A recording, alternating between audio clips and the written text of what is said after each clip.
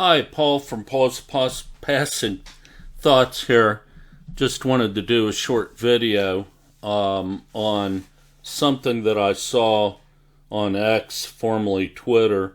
And as you know, for time purposes and everything I got going on right now, most of my postings on Paul's Passing Thoughts are dealing or making commentary on really what's become for me is low-hanging fruit that Protestants, mainline Protestant leaders post on X, okay? And lots of screenshots and just short commentaries on the things they post. Well, I saw one last night that I wanted to make a short video on, that has to do with the mainline Protestant doctrine in regard to its soteriology called a double imputation. All right. And I just first will watch this video that was posted on X. All right. And it was reposted by this Mark Ricardo guy, which I think he's an elder and teaches at the seminary at Grace to You Ministries or Grace Community Church, where MacArthur was pastor for, I don't know, a gazillion years. So he writes here, as you can see, he imputes his life to the believing Christian, okay? So thankful for the active obedience of Christ. No hope without it. Wow. Okay? So this doctrine of double imputation is really big. He reposted this from this Melissa, the hopeful homemaker, all right? She states, that time when a Muslim scholar mistook John MacArthur's confidence of being ready for heaven is self-righteousness and gave MacArthur a perfect opening to share gospel truth. All right. So, as set against this whole Protestant doctrine of double imputation is this egregious, supposedly, idea of self-righteousness. We can't have any of that, right? If you're self-righteous, you're working your way into heaven or whatever, okay?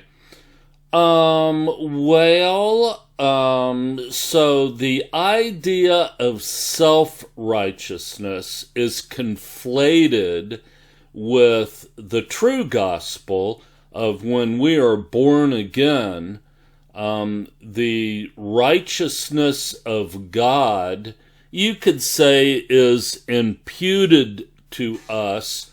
But it's more than that. As born again children of God with His seed in us, His righteousness is infused in us because we're born again, we're new creatures in Christ, and everything is new. Okay? So, is righteousness a gift? It comes with salvation. Salvation is a gift. We argue that if you're giving a gift that you accept, you take possession of the gift. All right? So the point I want to make in looking at this video that we're going to listen to shortly is that Islam and Protestantism has something in common. Well, what is that? They're both under law gospels. All right? And I say under law gospels, let me say under law soteriology. Neither is good news, okay? But you know what we're saying when we use the terminology or the word gospel. All right? So let's go ahead and listen to this video real quick and then I'll comment on it. Here we go. Or for resistance. John, Billy Graham told me, sure, he would, if he was going down in an airplane, he'd be scared. Scared of pain, scared, but not of dying. Scared of the method of dying, maybe. Well, absolutely You're right. You're frightened, aren't you, of dying? Well, I think the pain is realistic. I don't want to go through some kind of tortuous extreme, but going down in an airplane would be a novel way for me to go immediately to heaven. And my Bible says, absent from the body, present with the Lord, far better to depart and be with Christ. This is my hope. I have no fear of dying itself. I have no fear of death. It was 5 years ago that I was near death in the critical care unit with blood clots all over both lungs. And the truth of the matter is, 8 days later, when I came out, I had a disappointment because I felt like I was ready to see my Lord, and I was ready to enter into all that God has prepared for them that love Him. And I, not that I don't love my wife, my kids, and enjoy the richness. I was made for social life. I was made for relationships, and that's why I hang on here. And I was made to be used by God, and I want to serve Him as long as He wants me here. But I'm ready to go to heaven whenever He sends the word. I'm afraid that this is based on a very serious assumption that I'm so good, I live the perfect life, when I die I'll go to heaven.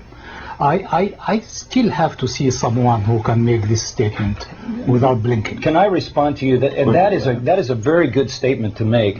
And you know what? You'll never meet that person, because that person who can earn heaven by himself does not exist. Only one person ever lived a perfect life. That's Jesus Christ. Listen to this. This is Christianity. He imputes his life to the believing Christian. All of you.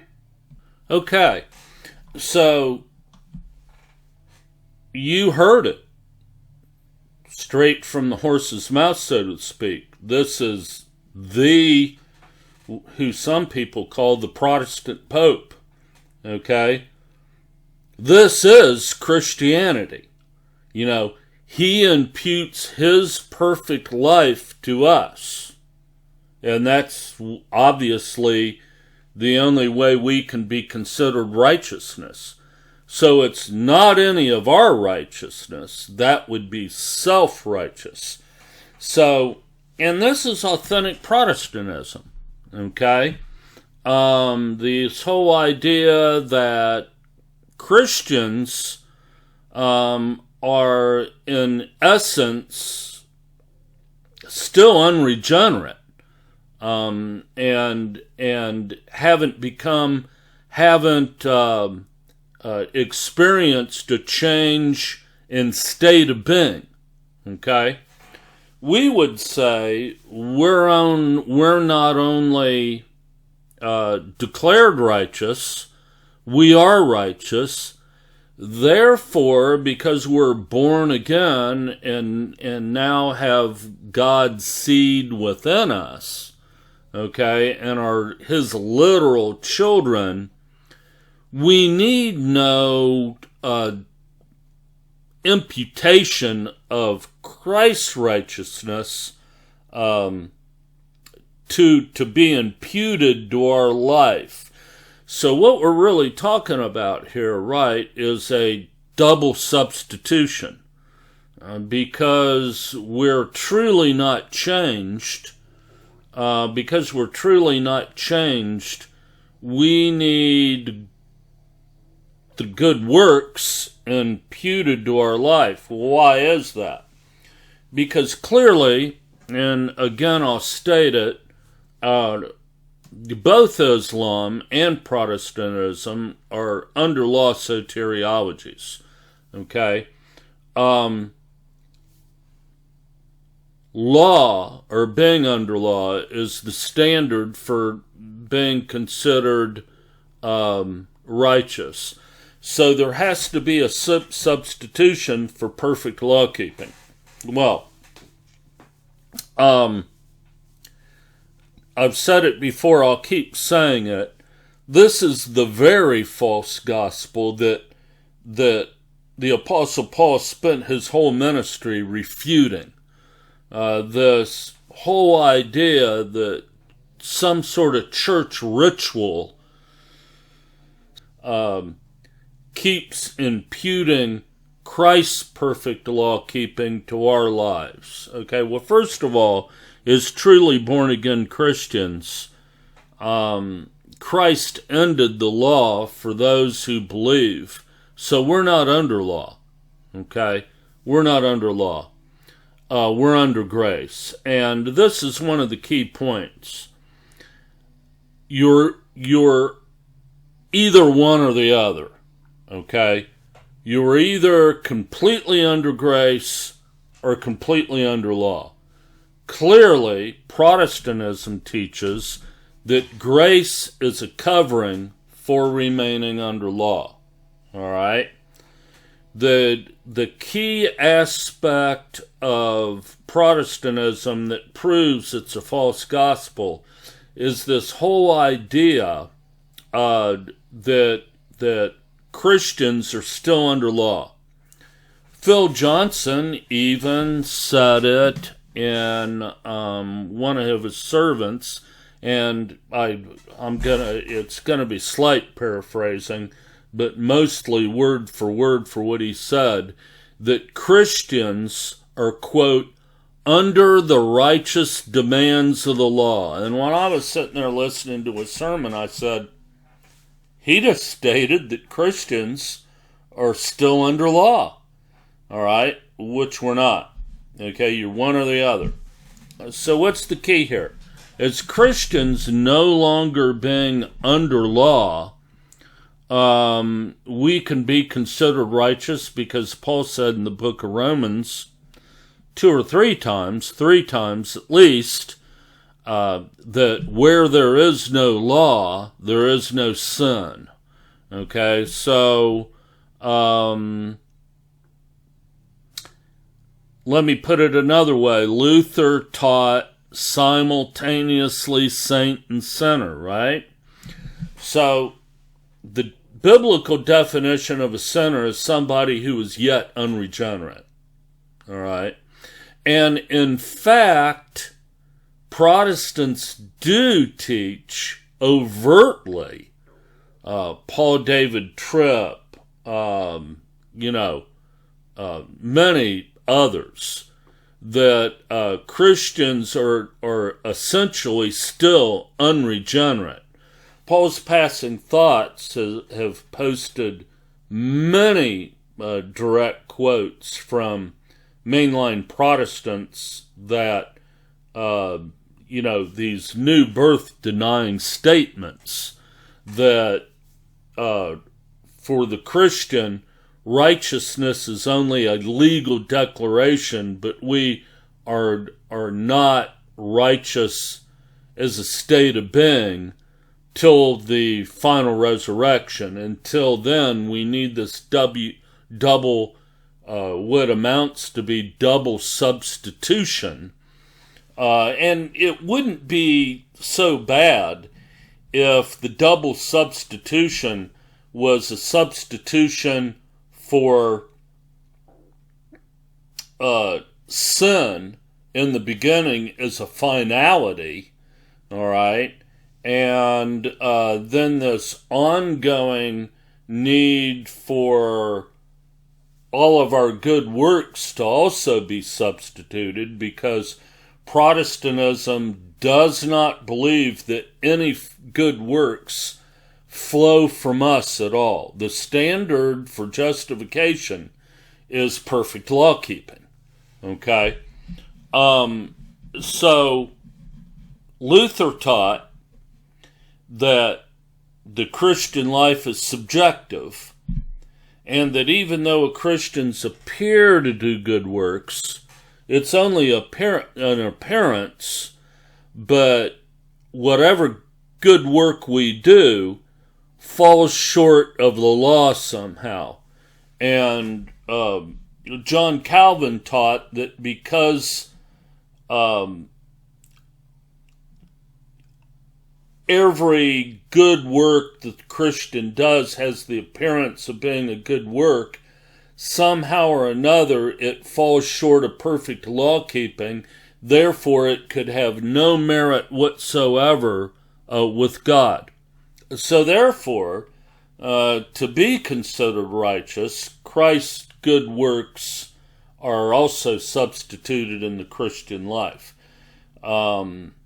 Therefore, no truly good works flows from the Christian. Okay? We're incapable of doing good works. Now, you'll hear these guys teach a lot, and you heard, probably if you've listened to MacArthur at all, you've heard him say it, that good works necessarily flow from the Christian life. And it's like, if you're believing a new birth, and that because of the new birth, you receive the seed of God and His righteousness in your new DNA, and you're righteous as a state of being, you're going to go like, yeah, I believe that. If I'm a new creature, good works are going to flow from that. But see, those statements by those people, including MacArthur, are disingenuous. The good works he is talking about are those manifested by Christ into the believer that are actually imputed to us. That's what they really believe. Now and this thought just hit me the other day. The thought of that is ironic because perfect law keeping is the standard. But yet, with this double imputation soteriology, they also admit that Christ only imputes truly good works to us that are experienced and manifested like we're actually doing it, is not perfect in and of itself, right? Christ isn't on the job and imputing good works to us full time, right? So that's ironic and really doesn't make logical sense with the doctrine. And if it was only the good works part as far as the substitution, that would be and is bad enough. But remember also with Protestantism, the imputation of our sin to Christ is also not a one-time act. All right?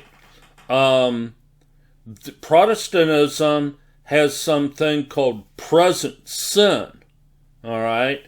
In which we have to, as Paul David Tripp put it, lead or live a, quote, lifestyle of repentance. So basically, you have this thing where you're perpetually repenting of present sin or falling short of God's law, that you have to seek forgiveness for. And of course, we obtain all of that through, church ritual and what they actually call the common means of grace, which is actually ordinary means of grace. Ordinary means of grace. And you ask them, well, what are the ordinary means of grace? And what it really is the ordinary means of salvation. Oh, well, I'm saved and supposedly born again, but I still need a means of salvation? Yeah, I mean, John Piper preaches that concept overtly in no uncertain terms, and no one blinks, and I don't get it. This is all a simple thing, right? It's ironic that this imputation wouldn't be a perfect imputation, okay? That's ironic because the standard is perfect law keeping. So it's all very elementary error, okay? And with that being said, do I think any of these people are saved? Probably most of them. I don't think, and God sends people to hell for being confused. And American soteriology and the whole thing with church is very confusing. And why do I say that? why do I say that? Well, I say it because of this.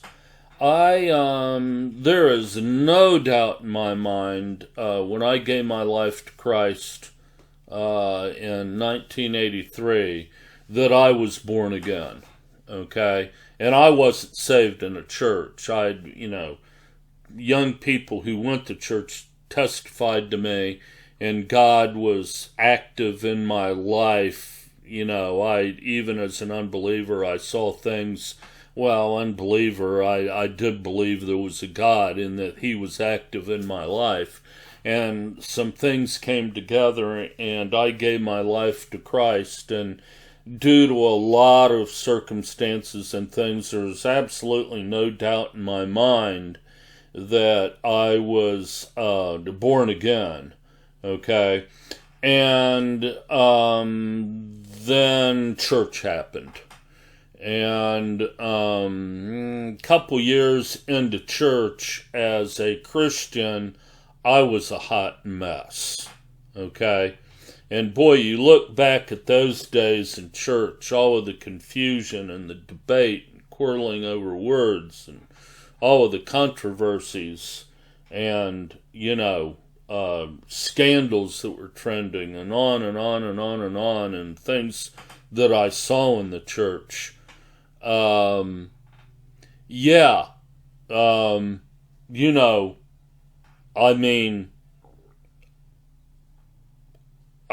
didn't really realize it, but I was bought into the whole Protestant thing, okay, and began to function according to that soteriology, resulting in my life being a hot mess.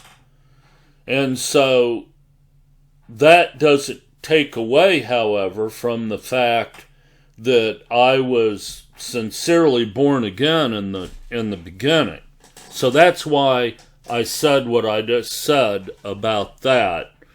There was a time in my life, because of church, because of the Protestant church, I became very, very confused, and I reject the whole idea that at that point God said, okay, Paul, all bets are off. Once you're born again, you can't be unborn. Okay, that's my position. So I just wanted to comment on that low-hanging fruit video, and just to summarize, to say, what's the primary difference between Islam and Protestantism is both are under law. Both say you got to keep the law perfectly to get into heaven. And Protestantism comes along and says, it's okay, all right, because Jesus keeps the law for us, okay, and that makes it okay. No, the issue is not who keeps the law. The issue is the law, period. Okay, you can't. What Luther said, Luther's whole thing is simultaneously saint and sinner, biblically can't be true. All right? You're one or the other. You're either 100% a saint that's under grace, or you're 100% a sinner that's still under law. You can't be both. All right? Now, with that said, so Paul, what's it mean to be under grace then? There's no law? No, it didn't say that. Okay? Look, however, I do think the best way to phrase sin in the venue of being a born-again Christian is a failure to love. All right? Is a failure to love. That's primarily what it is. It's a failure to love. And are there consequences for not loving as a child of God? Yeah, the Bible makes it clear. But it's not condemnation, it's chastisement, loving chastisement from our Father. Okay? Yeah, in a couple of places the Bible might call our failure to love, that may be called sin, but in context, in those contexts in the Bible, sin doesn't mean under law. Okay? Paul made it clear in the book of Romans 3 times, where there is no law, there is no sin. And that's why John can say what he says in 1 John, that the one who has the seed of God in them, all right, cannot sin. Just another way of saying we're no longer under law. All right. Well, I hope that helps you with some clarification. And until we talk again, go about aggressively loving God and others with no fear of condemnation. Have a great day.